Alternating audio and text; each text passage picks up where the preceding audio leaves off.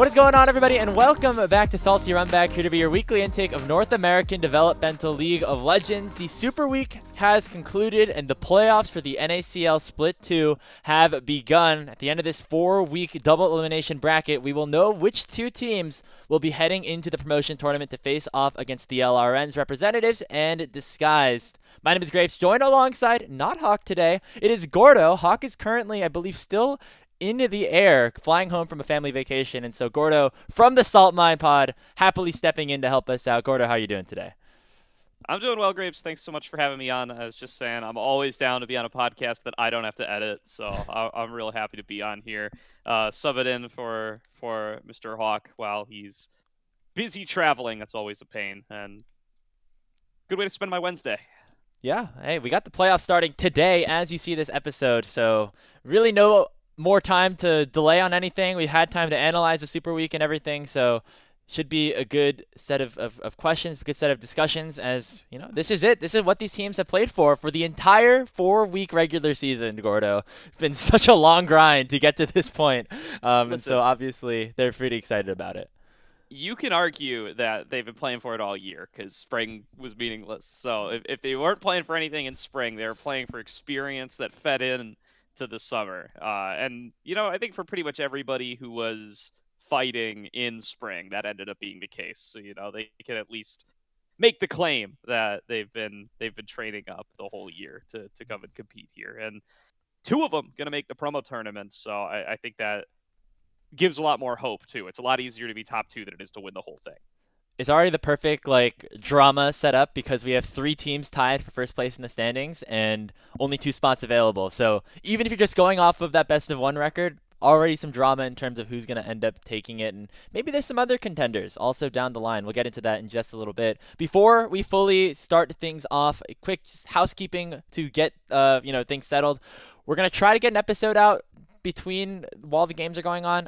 We still have to schedule when, Hawk and myself will be available for that, but make sure to keep an eye on that. Follow us all on social media and on Salty Runback NA, and make sure to hit that like button, subscribe, and all of that good stuff. But Gordo, without further ado, let's jump into our headlines here for the day. We're going to talk about the Super Week as a whole, but there's a few matches that meant a little bit more than the others. I think the biggest stakes game happened on the last day of the season with CCG Esports taking on Blue Otter to wrap up the day. It was a wild one, I think going 45 minutes or so, lots of back and forth.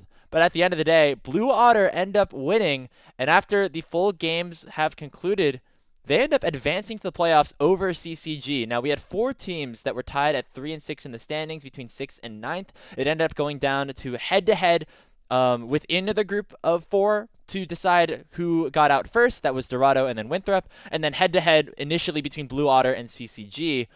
But it feels really bad for the CCG team who, again, had such a good start to the season. They beat Luminosity Gaming. Is this the worst? Is this the best team that we've ever seen in the NACL head towards the relegation promotion tournament? Yeah, you gave me this proposal before we started recording, so I went back through 2023 to see who has been in the relegation tournament before. I think I would argue no. I think you could make a case that AoE Gold were better. That seems like it's a little bit cheating because that was back in. That seems like it was cheating because it was back in 16-team NACL or 16 team NACL where even though they were better than Evil Genius's challengers and TSM challengers, they got relegated anyway because we were in that weird pseudo format. Thankfully we learned from that and definitely didn't implement the same thing into tier 1 a couple of years later. And I also think last year's CCG, 2024 summer CCG, was also quite good. So CCG's on a bit of a roll with this because that roster was Crimson, Kryra, Shochi, Minui, Trevor. Yeah, and that team was also pretty good. At that point, they brought in Rock Boom, I think, because Minui went to DSG. And so yes, you're right. That was Rock Boom at that time. So those are the 2 and answers. Kryra was a late sub too. Yeah, those are the 2 answers that I probably would have gone with. I would lean towards AoE. On the argument against the CCG team from last year is that they definitely didn't earn it based off of their game record, at least from my like memory. Like they had a couple of like close wins, and they seemed like they could have been towards middle of the pack, but CCG, like they took a game. This CCG team took a game off of Luminosity, who won the split last year. Obviously, it's a best of one, so you have to throw an asterisk in that department. But to me, they felt pretty safe, and then just dropped a couple of games, like pretty unexpectedly towards the end of the year. I mean, the Blue Otter loss, they definitely is going to come back to bite them, and they feel pretty bad about that because losing to both the ninth or losing to Blue Otter and then also to Vancouver Impact definitely did them in, even though they did have some high highs. Yeah, and I think, if you look at the performances of the players on CCG over the last two splits, I don't know if it's like the most shocking. Like everybody on this team except for Young, well, and I guess Fata-chan is a rookie, quote unquote rookie for NACL. He's made like EU Masters. So I would say, not a rookie in that sense, but like Shogo was very close to relegation last split. Music has been close to relegation before, or had been relegated before. Crimson was on that 2024 summer CCG and also struggled there. And then it's like Young has been out of play for a little bit. He was going to be on that Dante's team, but didn't end up going for it. So I think you could almost make a case too that it's like we're kind of hype on this team because of like the aura surrounding it, but maybe they don't actually have quite as many results to back it up as you might hope for. And maybe the results reflect that. Maybe best of one is just a clown format as well. And, it feels like everybody is screwed in a way, even the teams that did make it, even Vancouver Impact. I think everybody gets a little shafted in single round robin best of one. But they're definitely up there. I think it's definitely, it's nobody should get let off the hook in regards to format. When I think a lot of teams have been probably done a disservice by it. Now, obviously, you've been following Aegis pretty closely. That probably is our best preview into which teams could potentially contest both CCG and Vancouver Impact once we get to the promotion tournament. CCG obviously playing in that tournament themselves in that highest of high bracket, I believe, right? They're playing in that qualification Yep. match next week. So, do you feel like, to me, they're super safe, and the organization they're probably going to clear whatever OQ teams end up coming through. VI maybe a little bit more hesitant, but I don't know. Like, are you like from your experience in ACL so far? Is there anyone sticking out that like could really be a threat to them? See, that's what I'm curious about. This is like I think this is the only time in NACL where we've had the teams determined that are going to be relegated, and we have no idea what the promo teams look like. Usually, like at this point in the season, when we find out who the relegated teams are, we have a pretty clear idea of who the big contenders in the OQs are. And I can kind of shadow box them a little bit. That is not happening right now because the OQs are like just opening up signups. So I have a suspicion that there are like holdouts. I think there are teams that are not in ACL that will form, that will be Interesting. making deep runs in the OQs. There's just some missing players out there. Like we don't know where like Phi Mini is. He was subbing on LG, of course, but like he's not on an ACL team right now. And there's some other names that are floating around there that I could see like kind of rising back up and trying to make a run at it. And I could also see some of the players in ACL like coming together in different iterations when it comes time to actually make an OQ run. Sort of like how Cupid last split was two players different from ACL's Conviction Star. Yeah. I could Yeah. see something like that happen where like something like a Galaxy Gaming or Gravity or Apex Mission Impossible like comes and changes out like two players and it makes them like substantially more dangerous. I agree though, in a vacuum, CCG probably feels like they should be safe. I would be a little concerned for VI. I mean, looking at this is also the first split I think ever where the relegated teams stayed together. The old Polestar team is still together playing under Cupid Esports, and the old Apex Mission Impossible team is still largely together. They, in fact, just got Lojaz back as Lojaz is well. back. Yeah. Yeah, after he left Blue Otter. They just have Protoss at support as Pocus moves to coach, and they have RetroZing in the mid lane instead of Phi Mini. I mean, they could even get Phi Mini back, maybe. Maybe that's one of the changes they could do if they wanted. that's who I see as kind of like the top of like the tier below NACL and ACL right now, though. I don't think there's any like pure tier 3 team that NACL fans would be totally unfamiliar with that I see coming out of nowhere to challenge. Like, I think some people were really hyped on that Milk Esports team, but they have some players that are already in LRN, and yeah, I don't. The other teams like just have not quite, I don't think, come together in a way where it looks like they could challenge that way. You gotta get like Chad Jungle to join that whole milk team. That's my savior. That's my saving grace here for some of those Oh ACL yeah, if somebody teams. joined the whole milk team, yeah, I guess yeah. 5 Mini is playing on whole milk, of course, but I feel like that doesn't like that almost doesn't count. I don't think they will play No, as yeah. 5. I think CCG feel very very safe. Maybe it's one of the safer that we've ever had. I feel like even last year, like last summer, when CCG and AOE were both able to make it through the promotion tournament, that was not necessarily something that we were expecting. We had Dragoons Goons as this big favorite. But I am curious to see what the OQ teams look like. I guess signups close in about a week, so we'll see at that point, who some of these contenders will be, or if it will just be CCG moving on. But unfortunately for them, their NACL run ends here in ninth place, which is pretty surprising based off of how the season started.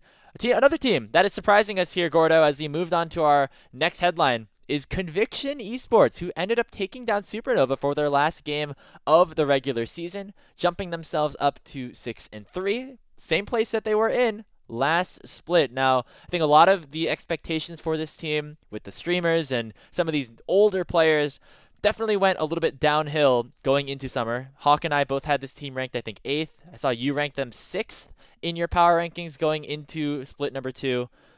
But here they are at 4th place and looking like a real contender. We could talk about the wacky picks and everything as well once we really dive into this. But is it now time for us to apologize to Conviction, or are we still not convinced that they're a true threat here in the NACL? Oh yeah, I think I was past the apology stage. I think like a week or two ago. So I'm already here. I'm living in the future, I guess. Even my 6th for Conviction, I think was a bit of a hedge. Like I don't think I truly thought they would be like 6th. I think I thought either they're going to be bottom of the table or they're going to be really good, and so I just stick Just myself picked in the somewhere in the middle. middle. Yeah, and I guess I end up more accurate than not and 4th, so I only get -2. I do way worse on CCG. We don't need to talk about that one. But yeah, I mean, I think this Conviction team's legit. I think the only real questions coming in for me were, are Viper and Stunt going to be a legit bot lane? And I think it's really hard to argue that they aren't after there are 8 games of regular season. So I don't know. I think Viper looks very good, actually. We did all pro on the Salt Mine, even though it's a silly 9-game best of 1 regular season. Yeah, And I had Viper second team all pro for me. I think he was I think that's very, fair. very good. Yeah, Viper had a great season. I think he plays ADC very differently than Yes. any of the other AD carries as well. Where obviously he's a top lane main, so he's always down to skirmish, always down to just kind of flip things. And him and Stunt like really seem like they're on the same page in that department. And hey, they whipped out the Riven bot lane as well They in that did. last game against the first place team. I mean, that takes some balls. I know that they definitely I think I saw them on social media saying like, "Oh, this is just a start. Like, get ready for the playoffs," and that makes me very excited about what this Conviction team actually can bring. To me, this And is always a fearless. team Yeah. with a lower floor, but maybe a high, like a decent ceiling. But I feel like even they have surpassed what I was expecting from them in terms of that ceiling. And it is also important to mention, Gordo. You did bring it up. Only 8 games played. They really should be 6-2, having had to FF that game against Blue Water. I mean, I would say they should be 7-2. I think they would have beaten Blue Otter, That's fair. and that puts them in a 4-way tie for first. So Yeah. I think, obviously they didn't have their shit together. Am I allowed to swear on this show? Oh yeah. Uh, okay, Whip it all good. out there. Yeah, so obviously they didn't have their shit together. There needs to be some kind of administrative punishment for not being ready to play the game. So it's fair that they get a loss in the standings, but like when we're evaluating talent, I think we should be like assuming we should be treating this team as though they're 7-2 and as though they're in that category of like I think we could. I feel pretty confident they would have beaten Blue Otter. And with that in mind, like yeah, I think they could tussle with the best. They showed that against Supernova. They also showed that they have some very unique strats against Supernova. Like I think props to Hawk. I think he coined it really well when he called it like a triple solo lane comp Yeah. on broadcast. I think that's a really good way of describing it. That seems really cool to me. It seems like something that's somewhat unique to them because it takes advantage of Viper's top lane champion pool. Um, yeah, I think from top to bottom, this team is really solid. It still shocks me that like TF Blade is in the NACL and he's just like a top laner. He just like plays Sion and Gwen like I everybody know he's else. not even like playing his weird. Like the person who played No, he's Riven the first most is normal Viper, player on the this ADC. team. Yeah, exactly. Kind of Yeah, crazy. it's wild. This conviction roster is fun. It's always fun. Like you even think of like the Keel wildcard days, right, where they were just whipping out crazy stuff. Like Uh-huh. the league's always fun when there's a team that is not afraid to just go a little bit wild in terms of how they interpret the game, and I think conviction definitely is there. So you'd say there's a clear top four. Would you even like maybe throw Citadel in there at this point because they've shown that they've been able to take games off some of the top tier teams as well. I saw. I mean, they just beat Supernova as well in the ACL. Do you consider them in conviction kind of similar foot at this point? I do. I do. I think that I mean the way I see it right now, if when push comes to shove, is I see three contenders for the title, Supernova, LG, and Dark Zero, but I see five contenders for the promo tournament. I think like Conviction and Citadel could very much make their way into a finals, either through a nice winners bracket run or stuff just goes their way in the lower bracket. Like I think in double elim especially, ESW Elam does a good job of securing a very competitive finals, but there's still room to kind of sneak your way in there. So, not to say it's impossible for them to make a run and win, but I think it's unlikely. But I think the door is much more open for them to be top two and make their way into the promo tournament, which is itself like very, very exciting. So yeah, I mean, I think they're contenders. I think they could take down if I saw one of these teams win a BO3 or BO5 against one of the top three, it would not like be earth shattering to me. Especially because the first couple games are best of threes, which aren't best of ones, but still maybe have that level of volatility. Will be interesting. As I think We I get to the agree best with of you. five sooner than later. I'll give them that. That's At true. least we have that. It's 2 weeks, I think, and then we're fully dived in, and we get some super weeks mixed in there. Should be Yeah, okay. it's 2 weeks in the upper bracket, but lower bracket is best of five the whole time.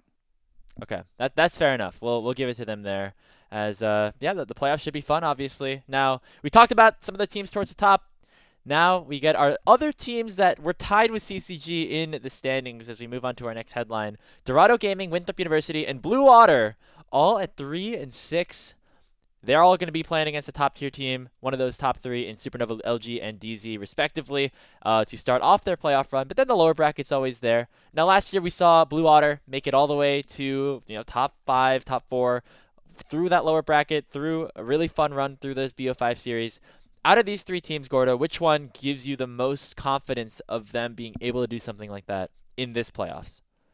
For me, it's Winthrop, I think, and that means a lot coming from me. I've been a Winthrop hater for forever. Just not on purpose, just kind of worked out that way. That's what my eyes see. You can't blame them. But I think a really strong split from Winthrop University to be like the strongest regular season they've shown. Again, with the asterisk of best of one single round robin. But like I gave Denethor my all pro top laner first team. I think Denethor had an insanely good split, a little bit of a mini breakout for him here that I hope he caps off with a good playoff run to really cement it as legitimate. I gave Wilson my most improved. I think both of them had really solid little splits for themselves. I think their bot lane remains solid and has been, and Sword does this job. So I've been impressed with this Winthrop team this split, and I think they can put it together similar to what they did like against teams like Near Airport last split and make themselves a little bit of a playoff run. They just gotta close games out, man. It feels like there's multiple instances Yep. of them throwing some massive lead one way or the other.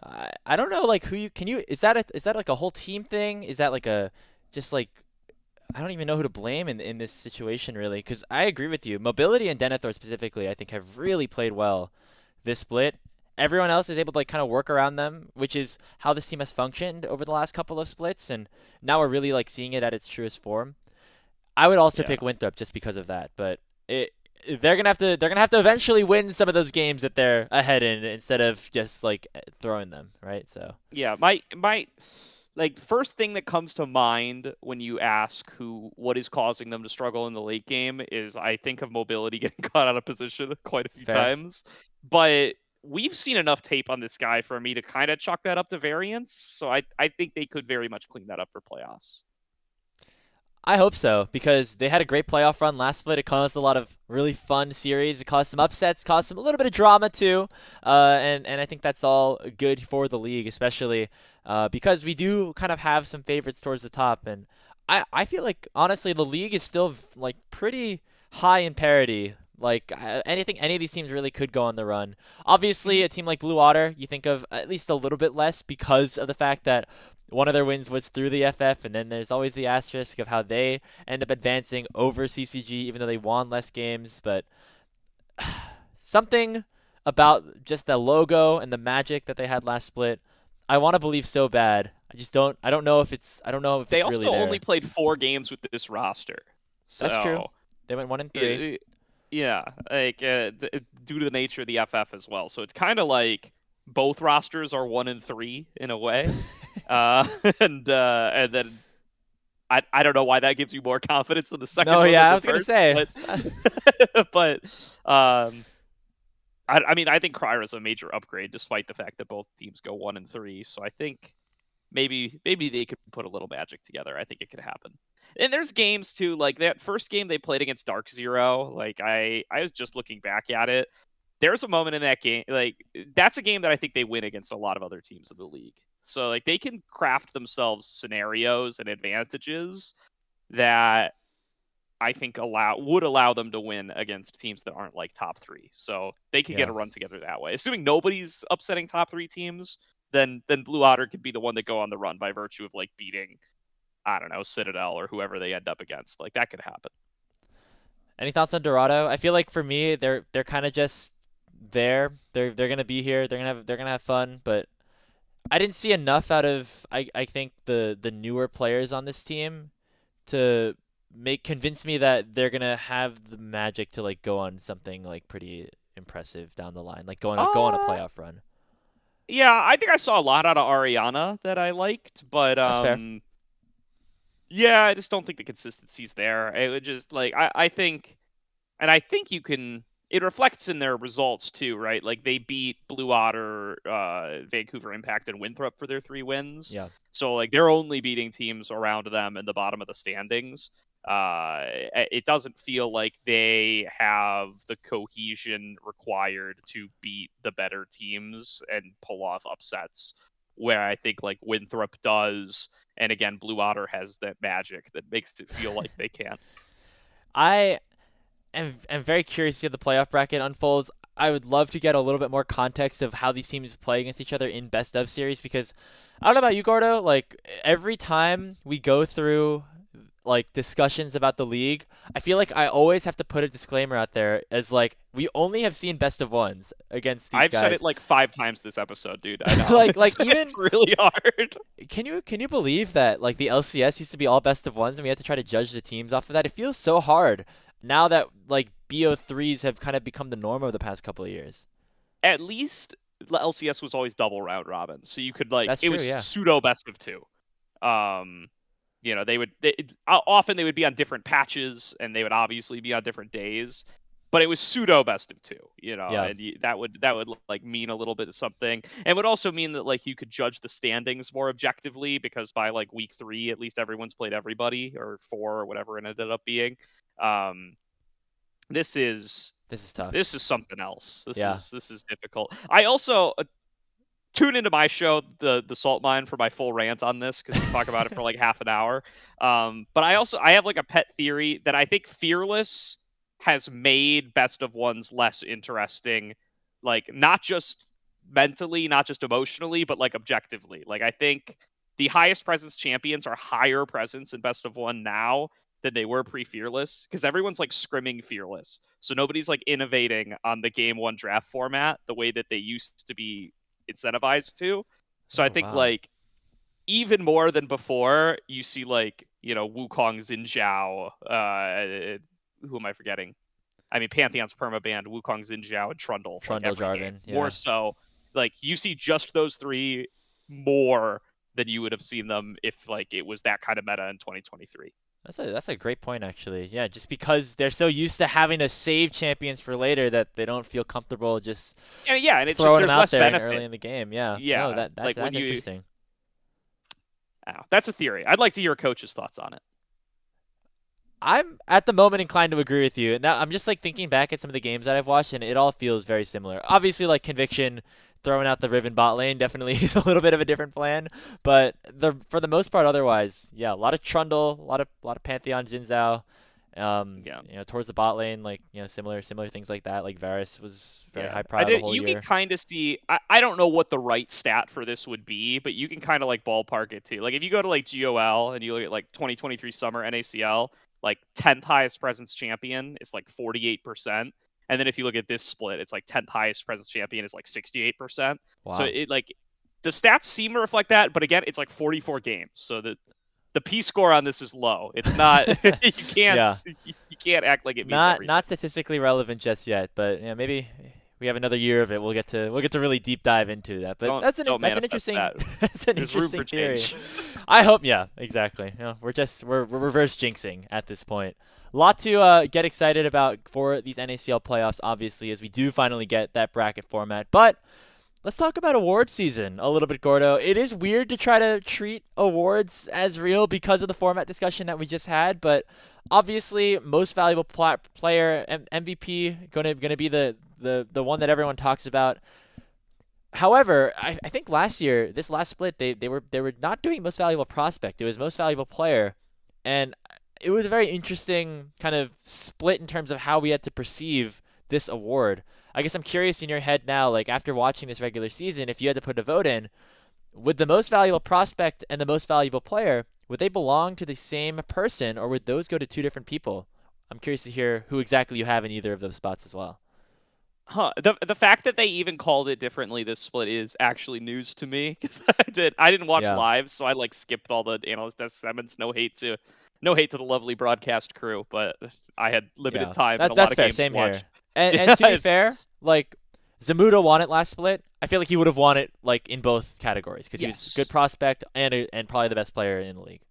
Yeah, it's an interesting question. I mean, I have never been a big fan of like most valuable prospect in that like I never liked the criteria that the broadcast used to use. I don't know if they still did recently of like wins over the course of the next 2 years after being promoted. Like it felt like creating a lot of complexity in like future circumstances that you 100% cannot predict when I think it would be better suited to just like talk about who you think the best player is, and or the most LCS ready player is.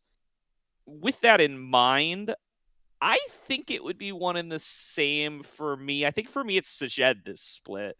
Um, he just had a monster split. Dude died 8 times in 9 games. Like I think, and that's another weird layer to the most valuable prospect thing is that I don't think there's a lot of 80 carry spots open in the LTA right now, but he feels close to ready. And I don't know, our top lane pool just got cleared out. Our jungle pool got a little cleared out too with XU Shaden and Yuji now all in the LTA. That Sajed stands out to me more than others. I think you can make a case for like your Hoarders and your Kisnos, and I think Dardoch is probably the most valuable player of the year, if not maybe this split. But for this split, I think I would give both to Sajed. I think that's very justified. This guy played really well this season. I feel like Sajed last split was not a slump in a way, sophomore slump, but compared Overshadowed. to compared to some of the other players on his team, it felt like he didn't have to do a whole lot basically with Zamudo and Yuji and then even Spyrex, like I think all having really good splits. But now, of course, with the roster kind of flipped on its head, Sajed had to do a lot more, and I think he proved that he is able to do carry things when given carry resources, and that is Yeah, obviously a very big thing and a very important part of being an AD carry at the LTA level. yeah, I think that feeds the MVP narrative too, right? Is he lost 2 players to LTA and 1 player to pseudo retirement. I don't know what Spyrex is doing, but he seems kind of done with it. And so yeah, that's a big win for Szeged. I think that's a big win for the Szeged MVP narrative as well. Now, I guess like the argument, yeah, you could put an argument I think towards like I think Kisno obviously played Yep. well. You always have to throw a bone towards like an ABO, an Insanity, a Tactical, like those kind of guys would be the players that maybe would be MVPs, MV players, but not MV prospects. Do you feel like any of those players really did enough for you to be in that conversation, or is it mostly a Dark Zero guy, whether it's Sajed or Kisno? Because I feel like both of those guys really do deserve it. Yeah, well, and I mean, again, we gave an MV prospect to Mirror, man. So like, I don't know how Yeah. truthfully we ever adhered to that rule. I think it But made more sense as a rule when there were like affiliate teams involved and when the goal was sure, development instead of just winning. Now that the goal is winning, I actually don't mind them swapping it to MV player because there's no real there's no real incentive to develop if you're gonna just like let them go to the other team if your goal is to promote into the LTA. Your goal is to have the best team, and so I think that is um, honestly like a change that I'm okay with, just given the change in format and the change in expectations in the season now. yeah. I mean, I think Insanity's still a monster. I think it's tough to make a case for the other guys this split. I think Insanity would be the Zazel's pretty good still too. Seems like it's Zazel's like yeah. a consistent, like every time he's in this league, he's one of the best players in this league. Um, I think Insanity has a standout split, but he also misses a couple of games where they bring in Phi Mini. Um, I still think there's a pretty strong case to be made for Szeged. I'm definitely not letting the LTA experience of the LG guys change my vote, if that answers the question, which I think it does. That's fair. Yeah. I've seen a lot of hype for Sajed online, and I think it's very justified. I think Mobility again had a great split. I think Scary Jerry played pretty well, but yeah, Sajed I think best bot laner. By a pretty decent margin. And I want to shout out Kisno and Toasty too on this Dark Zero team, specifically Kisno. I think he actually really played well this season, and he's somebody Agree. that He's like second or third easy for me it on my feels like list. he's just continuously like improved every split that he has played, and he's only been playing. This is his sixth competitive split. If you think like starting in tier 3, back in 23 spring, so a pretty significant rise and something to be really impressed by. Yeah. And And only that's his the sign third of in good development. NACL. Yeah, exactly. So man, I know jungle's full right now, but Kisno, he's knocking, and that was not something I was expecting to say a year ago necessarily. I'll be the first to admit it. So, Yeah. yeah, I'm curious to see what the awards do end up looking like if they do the All Pros at the end of the day as well. But best of luck to everybody, both in the awards department and the playoffs. As yeah, we're super excited to get that underway. Before we go, we're gonna transition over to the LTA a little bit and talk about Darkwings, who won his first match into the LTA 2-1 over Dignitas. Congratulations to him. Unfortunately, we're not talking about Disguise, the team itself. The conversation, I think, is a pretty interesting one, Gordo. And it goes down kind of to our experience as broadcasters, as creators of productions. Myra Davis, who used to be the head manager of Wildcard, was a manager at CLG NRG, posted a graphic saying that, hey, like Darkwing, they showed a graphic of Dokla's career in the NACL, or career to get here to 100 Thieves, as he was back in the LTA this time around. And they showed Amateur kind of blacked out, grayed out, and Myra was like, hey, why is this happening?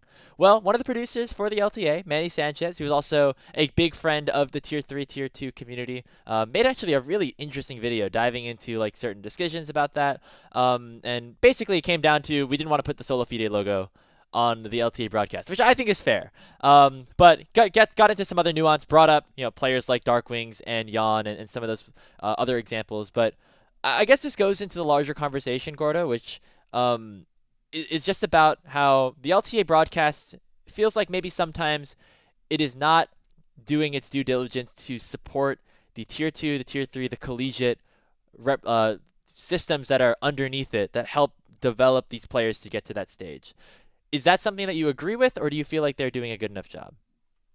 It's definitely something I agree with. But I think the example of like what logos you do or don't show from the tier 3 teams, and I don't mean to act like this is Myra's point. I don't think Myra thinks this either, but like the inclusion of logos on a graphic would not bridge that gap or come even like close to it. I think more importantly than the logos on a graphic, which I understand the desire to exclude sola fide, the bigger I think issue is that there isn't like this kind of inclusion. Like I'm getting ready for fantasy football season and regular football season right now, and you like even players that have been in the league for years like cannot be talked about without talking about like their collegiate background and what they did in college, and like it's treated as like another extension of their career so legitimately, despite the different level of play. And like I would like to see more of that generally. Like I feel like the not just the broadcast, but like the whole content sphere around LTA has very little discussion about players' careers outside of tier one, even when they're bouncing up and down. Like there's very little discussion other than like if they explicitly win like a most valuable prospect or anything. I feel like there's not often a lot of context brought in from these levels of play. And I think it'd be good for fans to like know that these levels of play like do exist and that there are prospects to like go and get excited about. Like I think a lot of, again, not just the broadcast but like content especially, does a lot of like shorthand waving about the talent pool and just goes like, oh, kids don't play the game anymore. And like I think a lot of people take that super literally and are like, there's literally nobody in these lower leagues. Like if you take a random Reddit comment, which I frequently do, you will find people who are like, yeah, NACL's like 90% players who've been in the LTA before. And it's like, you check the wiki and see that that's not Yeah. true. But but if you only listen to the broadcast, you might not really know it's not true. And That's if you only fair. listen to your favorite co-streamer, you also might not know it's not true. So I think being more explicit with that kind of stuff would be very good. It's a great point you bring up about other traditional sports that you have to always talk about their collegiate careers, right? Like whenever the draft comes up, like you're scouting out players, trying to figure out like what they did, their strengths, their weaknesses, and training camps and everything along those lines. And so I think it's partly just that the ecosystem hasn't been built up enough that there's like genuine fandom around like collegiate, but also I think the broadcast could do a better job. I think, as you mentioned, the graphic specifically is not necessarily the issue. The biggest gripe I had with it is that I'm okay with like leaving the logos off, and if you don't want to get into, okay, Dokla was on wild card for the start of the summer split, but then 2 weeks into the season had to go jump in as a six man, so he was replaced by Brandini, so only was a part of one of those tournaments. Like I understand the nuance there, just can cause chaos and cause confusion, which was a big portion of Manny's video. But to me, it's just like the blacking out and just saying amateur in black, kind of the same in the same text in the same font as saying taking a split off. To me, it made it feel like the broadcast was considering playing an amateur as like playing in Clash in a way, right? I actually messaged Manny and I said my suggestion to him for the future would be like if you don't want to include the team name, put like the academy logo, put the Proving Grounds logo on there instead to show like, hey, this is a part of our Riot ecosystem. And there definitely is a lot more that can be done as well in terms of trying to promote the league, promote some of the teams. Like when Zamudo like gets promoted and gets his first game, like there should be a segment on the show breaking down his best moments from CLOL, from NACL, and showing like this is what this guy can do as a player. I feel like there's a lot of it's not like the people on the broadcast like have no idea what's going on. Like Raz co-streams the NACL all the time. Kangas was just on the show. I know Emily also follows pretty heavily, so um, I feel like there should be a higher emphasis, especially now where there is a lot of that roster turnover. Where, as you mentioned in our last segment, players like Scary Jerry just bumped up or bumped up and down. XU, like these guys, Shaden, like coming just from the academy system, it almost feels like their first thing to talk about with them is the last time that they were in the LTA instead of the Yeah, split that they 100%. earned it's the split in the NACL that they played to earn their spot back into the LTA again. Yeah, no, I mean, I completely agree with that vibe, right? It's like, I don't know. Again, it's like, it's this crazy cycle where it's like, we never talk about it. So it's like this black hole to your average LTA fan that like, players get sucked into it and sometimes they pop back above and sometimes they don't. And new players come out. And it's like, I don't know. I don't know what the cognitive dissonance is like to your average LTA fan who doesn't like pay attention to the lower levels, but it must be so weird to like every year just be like, oh man, this game's dying. There's no new talent, and then like, oh, look, 4 new players came up. Oh, one of them's good, and oh, there they go. Oh, here's some new one. Like, every couple of splits, it feels like, yeah, I don't know. This cycle is very strange. Like, if you think of like Masu and APA as our most recent like big successful breakout players, like a year before they were in LTA, they were in collegiate and playing for Team Pending respectively. Smiley face team. It's like there's you have no idea who's going to be in the LTA a year from now, and the only way you would know is watching like all the way down to tier 3. And I don't know, I wish that was like communicated more effectively through official channels. I would have loved if, like, remember like the Masu Drive episode where like they talked to his family and everything like that, and dove into his career. That was awesome. I would have loved if they did a little bit about like just the craziness of going onto a team whose logo is a smiley face and just being this random kid playing on 120 ping and making it to PG. Like, I feel like that stuff is the kind of content that like maybe a higher producer would say, oh, it's like all this random amateur tournaments, like nobody cares about that. But if it's an interesting enough story, does it really matter like what tier, what level of competition it is? If it is still like a fascinating storyline. Like, I mean, that Team Pending team was a really cool team to watch, right? Like top of pot of it, like I'm already like I'm getting excited like thinking about it again. Even then, yeah. It's just something that kind of gets lost in the weeds a little bit. Like, I'm sure if you ask anybody like where Masu started, they just say like, oh, FlyQuest Academy, right? And well, exactly, just, like, and whole that's extra part like of it. rags to riches story that if you did it in 2012, people would still talk about it. Like it was this like mythical, like crazy miracle storyline, like Double Lift being homeless and living with Travis Gafford and stuff. Like like those are the kinds of like grassroots stories that people find super, super compelling, and that your average fan thinks doesn't happen anymore, even though it kind of does, just not, even though it's weirdly more out in the open because NACL is like brought, like there's no off-stream games and you don't have to hunt down these random like own 3D streams to find out where the tournaments are being played. Well, I'm happy about that, that's but it's thing. like it's somehow less visible, even though it's not so decentralized and messy like it used to be. I'm hopeful that I think it always just like causes interesting discussions. Like even Manny making that video and probably getting some back and forth, starting some conversations about it is gonna do good for the league and do good for the broadcast. And I think in general the LTA has been doing a good job with how they present stuff. Some of the points that he brought up in terms of like them creating like graphics that now run during the game instead of just like during the pre-show, and like trying to actually produce the game, all really good. But of course, being the NACL podcast, we always gotta give a little bit of love. We always gotta show a little bit more love to our guys down there in the developmental space. But yeah, an interesting discussion and something that I'm curious to see if they end up changing a little bit going into the playoffs that are starting up as well for them this weekend. But with that being said, Gordo, gonna do it here for our headlines here on Salty Runback. Thank you so much again for coming on. It was a whole lot of fun. Again, if you want more NACL conversations that feature other members of the community like Gordo, you should go check out the Salt Mine. It is also a really good resource and a really good source of information and a really fun time. So yeah, thank you so much, Gordo. Yeah, thank you very much, Grapes. Always a pleasure to be on here. Shout out to Hawk. Thanks for your spot, buddy. Looking forward to having you back, man. Yeah, I stole his LVLCS spot. You stole his podcast spot. He's just losing everything here. He's just falling apart. Stay aware, people in Hawk's life. We're coming for it.